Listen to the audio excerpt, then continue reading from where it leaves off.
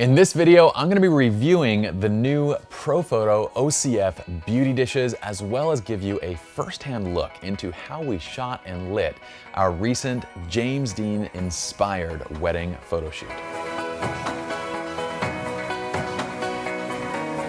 What's up, everybody? My name is Lin Jirsa of Lin Jirsa Photography and SLR Lounge. And in this video, we're talking about the new OCF beauty dishes, for which we have two. We have the silver and we have the white.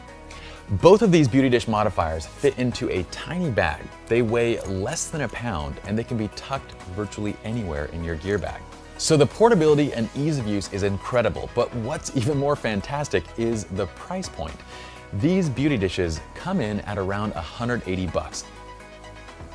Let's talk about the shoot and the images. Now, this was a personal shoot, and for it, I wanted to see just how much quality I could squeeze out of my newly acquired Canon 5DS, as well as my new Zeiss Otis 55 and 85mm lenses, which are arguably the standard in still photography primes.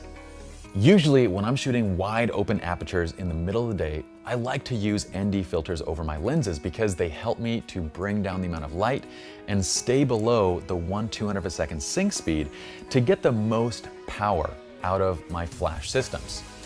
But for this shoot, I knew that if I were to use an ND filter, it would automatically compromise the quality of the images that I'm getting out of the Zeiss Otis lenses right from the start, regardless of the quality of ND filter that I use. This is where the ProPhoto B1 and B2 really shine, because running in high-speed sync, we can still get significantly more power out of these strobes than comparing it to regular flashes running high-speed sync. In fact, we use the B2 on this shoot, and at 250 watt seconds in high-speed sync, you're gonna be still getting 4 to 5 times the amount of power than a standard flash running high-speed sync.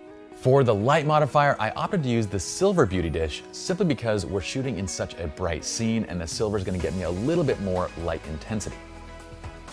For the shoot, the lighting is actually fairly simple. We place our subjects' backs for the most part against the sun.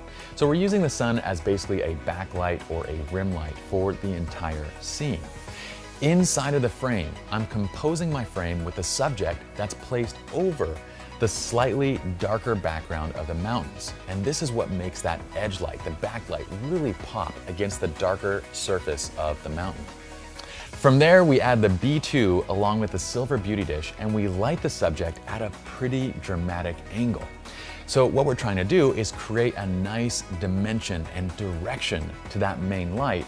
And we're going to control the light pattern by simply moving the subject's face and body position to get the right light pattern onto the person.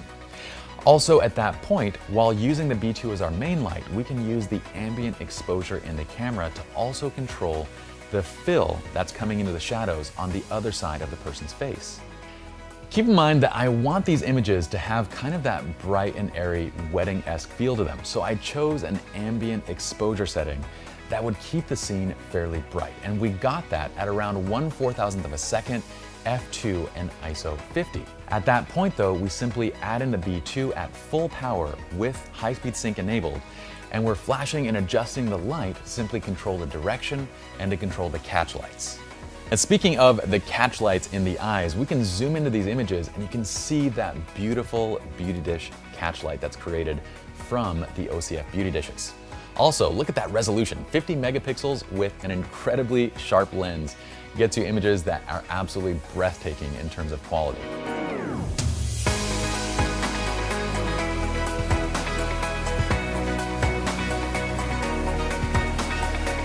I hope you all enjoyed this video. Be sure to check out the new ProPhoto OCF beauty dishes, because I'm gonna go ahead and say that these are my new favorite on-the-go light modifiers. Be sure to check out the article in the link below this video. Subscribe to the channel if you enjoyed this video, and well, my name is Pi. I'll see you all in the next video.